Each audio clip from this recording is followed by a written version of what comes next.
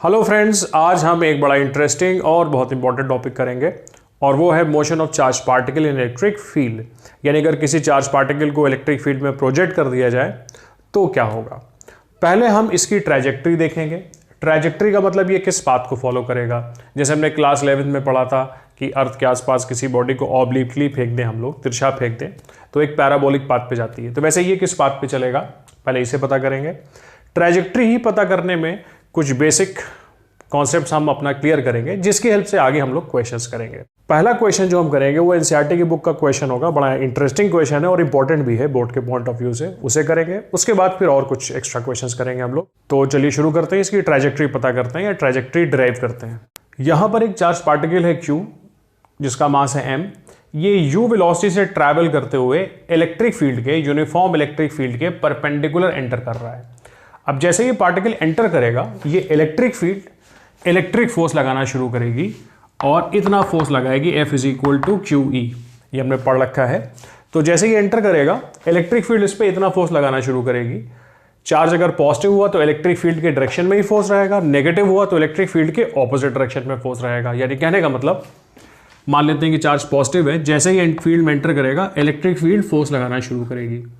कितना QE, यहां पहुंचा, यहां पर भी QE। यानी पूरे रास्ते इलेक्ट्रिक फोर्स इसको साइड से मतलब इलेक्ट्रिक फील्ड के डायरेक्शन में शिफ्ट कराता रहेगा और साथ ही साथ ये पार्टिकल आगे भी बढ़ता रहेगा। देखिए जैसे यहां से यहां तक गया तो ये आगे भी आया और थोड़ा सा साइड में भी शिफ्ट किया।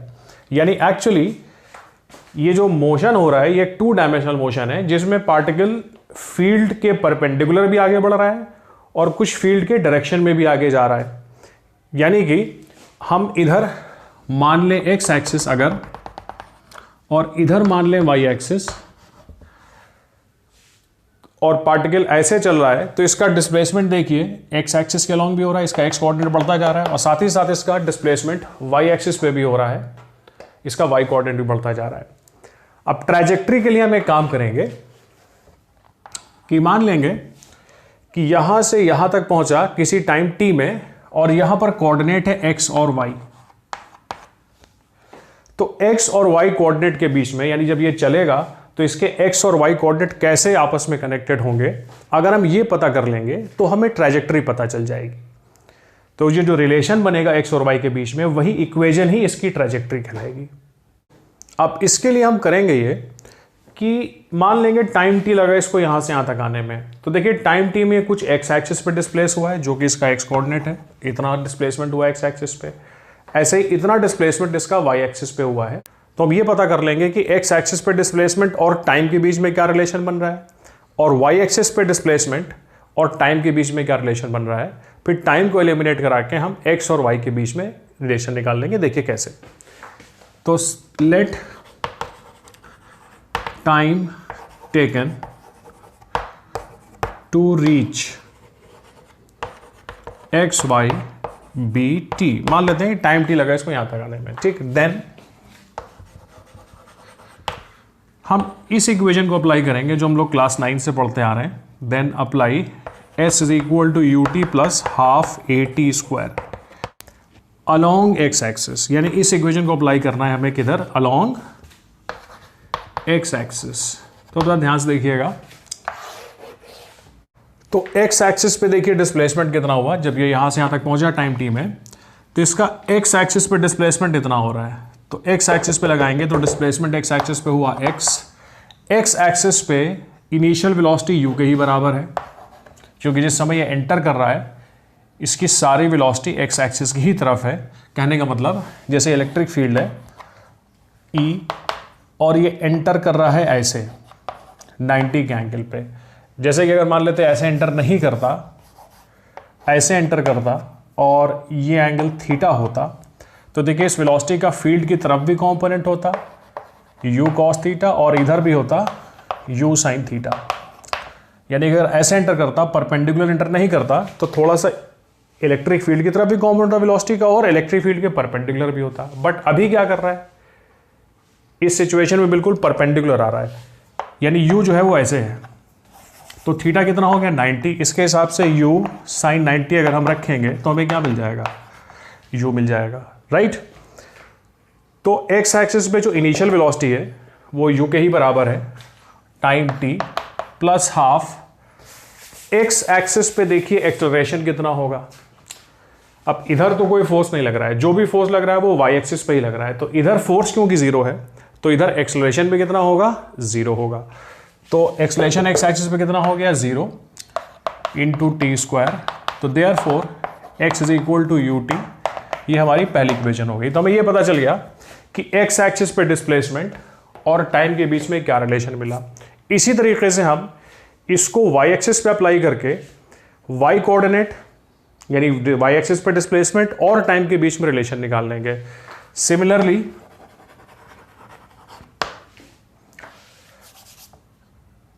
अप्लाई करेंगे हम लोग S is equal to U T plus half A T square along Y axis.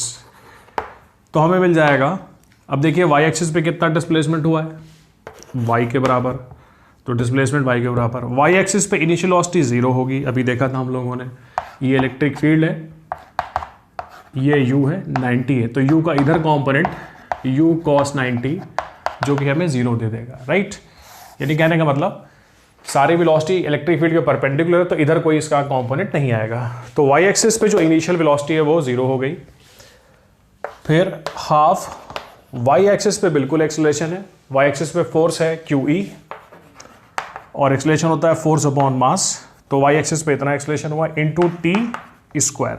तो हमने इसी इक्वेशन को वाई एक्सिस पे अप्लाई कर दिया, तो हमें वाई कोऑर्डिनेट और टाइम के बीच में रिलेशन पता चल गया। This is equation number 2। अब हम 1 से और 2 से t को एलिमिनेट करा के x और y के बीच में रिलेशन पता कर लेंगे। फ्रॉम इक्वेशन नंबर 1 टाइम कितना मिल गया हमें, x अपॉन यू। इसको पुट कर दें 2 में, पुट इन 2, तो हमें मिलेगा y is equal to Q E upon 2m T square, यानी X square upon U square. तो ये इक्वेशन मिला, ये रिलेशन मिला y और x कोऑर्डिनेट के बीच में। तो इसमें q कांस्टेंट है, e कांस्टेंट है, ये सब कांस्टेंट है, सिर्फ x बदलता रहेगा और y बदलता रहेगा, कोऑर्डिनेट्स बदलते रहेंगे जब ये चलेगा, और रिलेशन ये मिलेगा।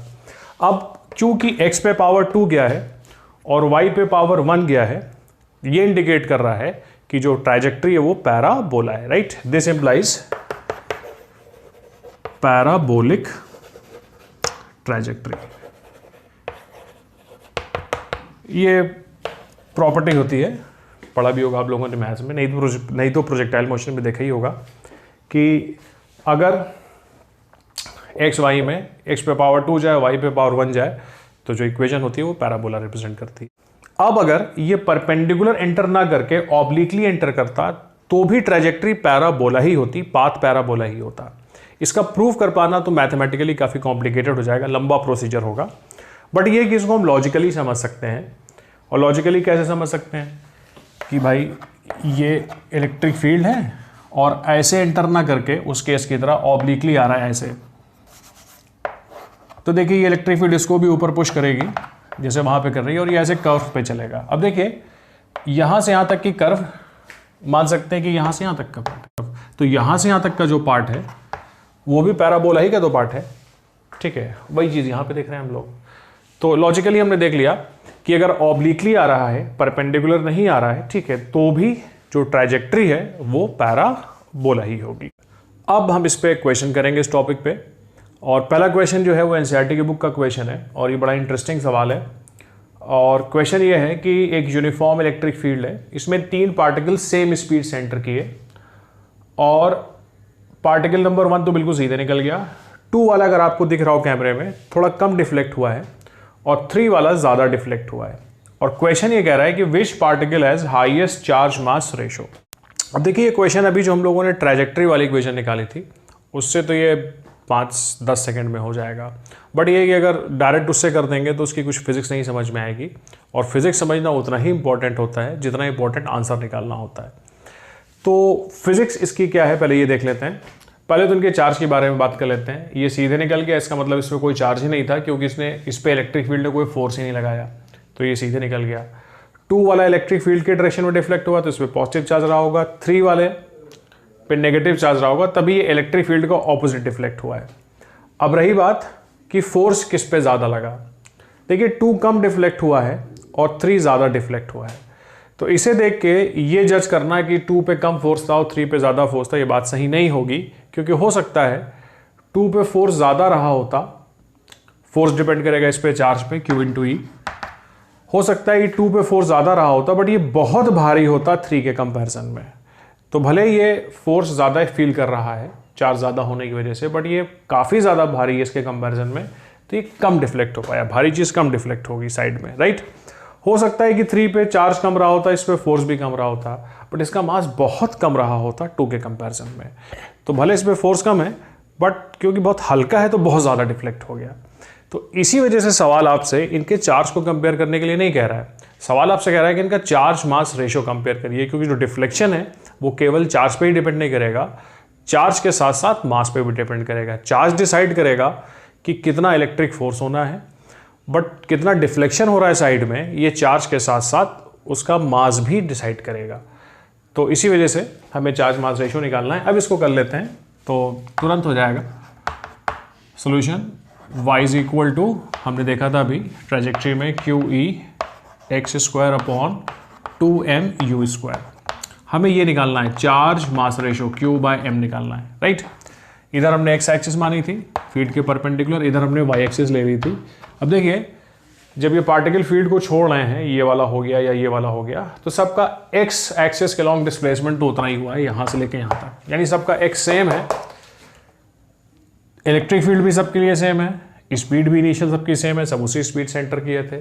तो अब जिसका चार्ज मास रेशो ज़्यादा होगा उसका डिस्प्लेसमेंट भी ज़्यादा आएगा। This implies y proportional to charge mass ratio Q/m, ठीक, फॉर सेम x, यानी सब चले x एक्सिस पे उतना ही है, ठीक है, x एक्सिस पे डिस्प्लेसमेंट सबका सेम है, तो जिसका y ज़्यादा होगा उसका चार्ज मास रेशो ज़्यादा होगा। तो किसका y ज़्यादा है? 3 का y ज़्यादा है, इसका मतलब इसका चार्ज मास रेशो ज़्यादा है, ठीक है। देयरफॉर 3 हैज़ ग्रेटर क्या Q/m एज कंपेयर्ड टू 2। तो ये हो गया हमारा क्वेश्चन, ठीक है। इसमें हमने आंसर भी निकाला और फिजिक्स भी समझा कि जो साइडवेज डिफ्लेक्शन होगा वो केवल इलेक्ट्रिक फोर्स पे यानी चार्ज पे ही केवल डिपेंड नहीं करेगा, इस पे भी डिपेंड करेगा कि पार्टिकल का मास क्या है, ठीक है, कितना हल्का या कितना भारी पार्टिकल है।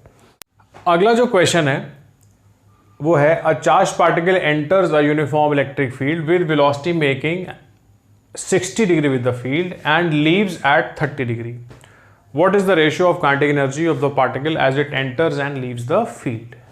ठीक, पॉज करके इसको एक बार अपने से ट्राई करिए, उसके बाद फिर से वीडियो देखिए। तो देखिए इस क्वेश्चन की जो फिगर होगी वो कुछ ऐसी होगी, ये इलेक्ट्रिक फील्ड हो गई। अभी तक हम लोग फील्ड के परपेंडिकुलर एंटर करवा रहे थे पार्टिकल को, अब की बार पार्टिकल फील्ड से कुछ एंगल बना के एंटर कर रहा है। कितने का एंगल बना के एंटर कर रहा है? 60 के एंगल पे एंटर किया इलेक्ट्रिक फील्ड से, मान लेते हैं यहां पर वेलोसिटी u के बराबर है। फिर जब आगे बढ़ा और यहां से लीव किया इस जगह से, तो अब वेलोसिटी बना रही है एंगल 30 डिग्री का फील्ड के साथ। Enters and leaves eight angle 60 degree with the field and 30 degree with the field, right. यहां पर वेलोसिटी v मान लेते हैं। तो सवाल ये पूछ रहा है कि यहां पर और यहां पर काइनेटिक एनर्जी का रेशो क्या होगा। तब इसके लिए यहां पर पता करना पड़ेगा कि स्पीड का क्या रेशो होगा, और स्पीड का रेशो निकालने के लिए सीधा सा कॉन्सेप्ट है कि देखिए वेलोसिटी का जो x कंपोनेंट है, x कंपोनेंट से मतलब इलेक्ट्रिक फील्ड के परपेंडिकुलर जो कंपोनेंट है वो चेंज नहीं होने वाला है। क्यों? क्योंकि इधर कोई चार्ज पार्टिकल पे फोर्स नहीं लगेगा इलेक्ट्रिक फील्ड के परपेंडिकुलर डायरेक्शन पे। चार्ज पार्टिकल पे जो भी फोर्स लगेगा वो इलेक्ट्रिक फील्ड के डायरेक्शन में लगेगा या फिर उसका उल्टा लगेगा, राइट। तो देखिए यहां पर जो इलेक्ट्रिक फील्ड यहां पर जो वेलोसिटी का कंपोनेंट आएगा वो आएगा कितना? u sin 60, और यहां पर जो वेलोसिटी का कंपोनेंट इधर आएगा फील्ड के परपेंडिकुलर, ठीक, वो आएगा हमारा v sin 30। और u sin 60 और u sin 30 दोनों इक्वल होंगे, क्योंकि इधर पार्टिकल पे कोई फोर्स नहीं है, इधर कोई एक्सलेशन नहीं होगा, यानी इलेक्ट्रिक फील्ड के परपेंडिकुलर कोई एक्सलेशन नहीं होगा, तो इलेक्ट्रिक फील्ड के जो परपेंडिकुलर वेलोसिटी का कंपोनेंट है वो चेंज नहीं करेगा। तो पहले तो हमें ये इक्वेशन मिल गई, v sin 30 is equal to u sin 60। This is equation number 1। इसको चलिए पहले सिंप्लीफाई कर लेते हैं। ये 1/2 मिलेगा, ये √3/2 मिलेगा, तो v is equal to √3 times u। This is equation number 1। अब काइनेटिक एनर्जी का रेशो निकालना है, तो काइनेटिक एनर्जी यहाँ पर 1 मान लेते हैं, तो हो जाएगी हाफ पार्टिकल का मास इंटू u स्क्वायर। यहाँ पर जो काइनेटिक एनर्जी उसको 2 मान लें, तो ये जाएगा हाफ मास इंटू यहाँ पर की स्पीड का स्क्वायर, राइट। देयरफॉर k1/k2 हमें मिल जाएगा डिवाइड करके u square by v square, right. तो u/v कितना आ जाएगा, u/v आएगा 1/√3, ये यहाँ चला जाएगा, ये यहाँ जाएगा, देख सकते हैं u/v का होल स्क्वायर, और k1/k2 देखिए हमें मिल गया u/v आएगा 1/√3 इक्वेशन नंबर 1 से, इसका स्क्वायर, तो ये आ जाएगा 1/3। यानी कि जिस समय ये लीव कर रहा होगा उस समय यहाँ पर की जो काइनेटिक एनर्जी होगी वो एंटर करने वाली काइनेटिक एनर्जी का 3 टाइम्स होगी। तो ये एक और क्वेश्चन हो गया हम लोग का। जो कॉन्सेप्ट लगा वो ये लगा कि इलेक्ट्रिक फील्ड के जो परपेंडिकुलर वेलोसिटी का कंपोनेंट होगा वो चेंज नहीं करेगा, क्योंकि इधर कोई फोर्स नहीं है तो इधर कोई एक्सलेशन भी नहीं होगा। अगले क्वेश्चन में ये 2 प्लेट्स हैं, इनके बीच में एक यूनिफॉर्म इलेक्ट्रिक फील्ड है, और इन प्लेट्स के बाहर से एक चार्ज पार्टिकल जिस पे चार्ज q है, मास m है, u स्पीड से फेंका जा रहा है फील्ड के परपेंडिकुलर। दोनों प्लेट्स के बीच में डिस्टेंस d है, और ये चार्ज पार्टिकल जब फेंका गया तो ऊपर वाली प्लेट से भी d/2 डिस्टेंस पे है और नीचे वाली प्लेट से भी d/2 डिस्टेंस पे है। प्लेट्स की लेंथ l के बराबर है। अब क्वेश्चन ये कह रहा है, for what minimum value of u will the particle emerge out of the region between the plates. यानी कि इस पार्टिकल की हम कम से कम इसका कितनी स्पीड रखें ताकि ये दोनों प्लेट्स के बाहर निकल जाए, इस रीजन से बाहर निकल जाए। अब इस क्वेश्चन को हम लोग 2 मेथड से करेंगे। दूसरा जो मेथड होगा वो सभी केसेस में एप्लीकेबल नहीं होगा, वो सिर्फ इसी क्वेश्चन के लिए एप्लीकेबल होगा। पहला मेथड एक जनरल तरीका होगा करने का। तो पहले तो सवाल का मतलब समझते हैं। जैसे इसको अगर हम हल्के से फेंकें तो थोड़ा ही आगे बढ़ के टकरा जाएगा ऊपर वाली प्लेट से, अगर चार्ज पॉजिटिव है तो ऊपर शिफ्ट होगा। ये थोड़ा जोर से फेंकेंगे तो यहाँ पे आके टकराएगा, क्योंकि फील्ड ऊपर पुश करेगी। अगर कुछ ज़्यादा ही ज़ोर से फेंक दें, ठीक है, तो ये हो सकता है कि बस ये मिस करके निकल जाए। क्लियर? यानी कहने का मतलब इतनी स्पीड रखनी है कि जब ये अंदर एंटर करे तो इलेक्ट्रिक फील्ड इसको जैसे जैसे इधर पुश करती जाए, तो जितनी देर में ये इतना आगे बढ़े l के बराबर, उतनी देर में ये इतना डिस्प्लेस हो जाए। यानी कि this will be the solution, figure for solution, right. ठीक है, क्या स्पीड रखनी है कि इतनी हो कम से कम कि जितनी देर में ये l डिस्टेंस आगे बढ़े फील्ड के परपेंडिकुलर डायरेक्शन में, जिधर हम x एक्सिस लेते ही चले थे, उतनी ही देर में इसका इधर डिस्प्लेसमेंट कितना हो जाए, d/2। ऐसा ना हो कि यहीं तक आते आते इसका डिस्प्लेसमेंट d/2, जैसे हल्के से फेंकते तो यहीं पे d/2 हो जाता। तो ये है सवाल की लॉजिक, राइट। तो फिर वही ब्रेक कर लेंगे। x एक्सिस हो गई, ये क्या हो गया, y एक्सिस। तो इसको अप्लाई करेंगे, apply s is equal to ut plus half at square along x axis. तो चलिए x एक्सिस पे जो डिस्प्लेसमेंट हुआ है यहाँ से यहाँ तक जाने में, x एक्सिस पे डिस्प्लेसमेंट l के बराबर हुआ है, l रख दिया हम लोगों ने। इनिशियल वेलोसिटी x एक्सिस पे u के ही बराबर है, देखा भी था अभी हम लोगों ने थोड़ी देर पहले। ये सारी वेलोसिटी जब ये एंटर कर रहा है तो x एक्सिस पे है, तो u इंटू टी, टी वो टाइम है जिसमें ये यहाँ तक पहुँचा है, ठीक। Equation number 1। तो t इज इक्वल टू हमें मिल गया l/u। अब इतनी ही देर में, जितनी देर में ये l डिस्टेंस आगे बढ़ा है, फील्ड के परपेंडिकुलर बढ़ा है l डिस्टेंस, इतनी देर में इसका डिस्प्लेसमेंट कितना चाहिए, d/2 चाहिए, ठीक। तो अप्लाई फिर से उसी इक्वेशन को ut plus half at square along y axis पे अप्लाई करते हैं, अलोंग y एक्सिस, ठीक। तो देख, हम स्पीड इतनी चाहते हैं कि जितनी देर में ये इतना आगे बढ़े उतनी देर में y एक्सिस पे इतना शिफ्ट हो जाए, ठीक। तो इसको लगा देंगे, तो y एक्सिस पे कितना डिस्प्लेसमेंट चाहिए, d/2, वाई एक्सिस पे इनिशियल वेलोसिटी जीरो होगी, क्यों? क्योंकि सारे की सारी वेलोसिटी एक्स एक्सिस पे, तो वाई कंपोनेंट जीरो हो जाएगा। एक्सेलरेशन कितना होगा पार्टिकल का?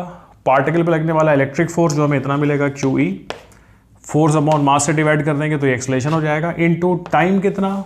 टाइम इतना है L/U का होल स्क्वायर। ठीक, this implies D/2 is equal to QE L² upon 2mu square.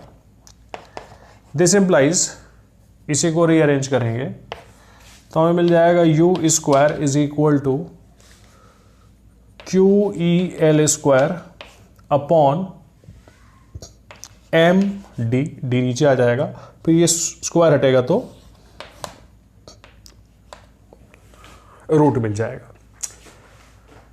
अब इसी को हम लोग एक दूसरे मेथड से करेंगे, इक्वेशन ऑफ ट्रैजेक्टरी वाले केस मेथड से। इस मेथड से तो काफ़ी जल्दी हो जाएगा, बट ये मेथड हमेशा आप अप्लाई नहीं कर पाएंगे। ठीक है, कब नहीं कर पाएंगे ये भी देखेंगे हम लोग। तो चलिए, इसकी ट्रैजेक्टरी की इक्वेशन क्या होगी वो हम निकाल चुके हैं, ये ऑल्टरनेट मेथड है। इसकी ट्रैजेक्टरी की इक्वेशन ये होगी, अभी निकाला था, y is equal to QE x² upon 2mu square. ठीक, अब हम क्या चाहते हैं कि इसके रास्ते में, इसकी ट्रैजेक्टरी पे, इसके पाथ में ये कोऑर्डिनेट लाई करे। तो यहाँ पर x कोऑर्डिनेट कितना होगा? देखिए x एक्सिस पे L के बराबर, और यहाँ पर जो y कोऑर्डिनेट होगा वो हो जाएगा D/2।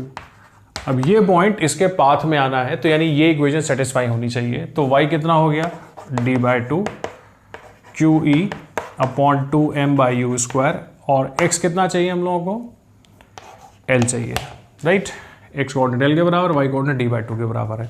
इसी को रीअरेंज करेंगे, फिर से हमें रिजल्ट मिल जाएगा use. So this is the second method. But ये मेथड आप इसी सिचुएशन में अप्लाई कर पाओगे, यानी ये ट्रैजेक्टरी का आप इक्वेशन यूज कर पाओगे जब पार्टिकल परपेंडिकुलर एंटर कर रहा होगा। अगर ये कहीं ऑब्लिक एंटर कर रहा होता तब आप फिर ये मेथड नहीं अप्लाई कर पाते, तब वही पिछला ही मेथड काम करता कि जितनी देर में ये एक्स एक्सिस पे L के बराबर बढ़े, उतनी देर में वाई एक्सिस पे इतना शिफ्ट हो जाए। ठीक, तो इस वीडियो के लिए इतना ही। अगली वीडियो में हम पढ़ेंगे field due to a uniformly charged circular disc, और फिर उसी डिस्क को हम लोग एक्सटेंड कर देंगे infinitely large sheet of charge में, तो उसकी भी फील्ड कैलकुलेट। तो अगर ये डिस्कशन आपको बढ़िया लगा, इंटरेस्टिंग लगा, तो चैनल को सब्सक्राइब करिए, लाइक करिए, और अगर कोई इस टॉपिक में डाउट हो तो आप कमेंट बॉक्स में ज़रूर अपना कमेंट डाल के क्लियर कर सकते हैं डाउट इस टॉपिक से रिलेटेड। तो तब तक के लिए टेक केयर, एंजॉय करिए, पढ़ते रहिए, गुड बाय।